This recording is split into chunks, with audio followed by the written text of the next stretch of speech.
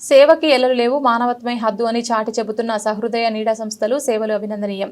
2 cancer patients కి చెరో 5,000 రూపాయల ఆర్థిక సహాయం. గవర్నమెంట్ జనరల్ ఆసుపత్రి ఆర్ఎంఓ డాక్టర్ దండెరాజు, స్థానిక జనరల్ ఆసుపత్రిలో పనిచేస్తున్న చిరుద్యోగులు సరస్వతి వయసు 45 సంవత్సరాలు, అబ్బాస్ బి వయసు 50 సంవత్సరాలు.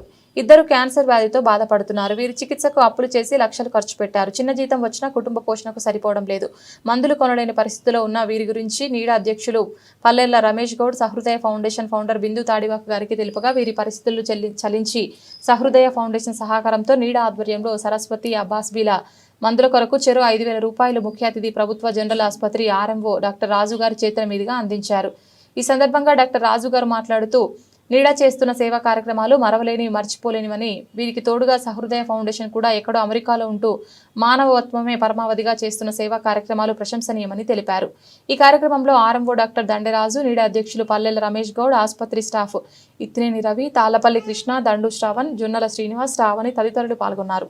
ఈరోజు ఇద్దరు క్యాన్సర్ బాధపడుతున్న ఇద్దరికి సహృదయ ఫౌండేషన్ అండ్ నీడా ఆర్గనైజేషన్, ఎన్జిఓ ఆర్గనైజేషన్తో సహృదయంతో ఏదైనా ఒక ఆధారం ఇవ్వాలని వాళ్ళు ఆర్థికంగా సాయం చేయడానికి ముందుకు వచ్చినందుకు వాళ్ళకు ధన్యవాదాలు అండ్ కృతజ్ఞతలు కూడా. వీళ్ళిద్దరు కూడా మా హాస్పిటల్ స్టాఫే.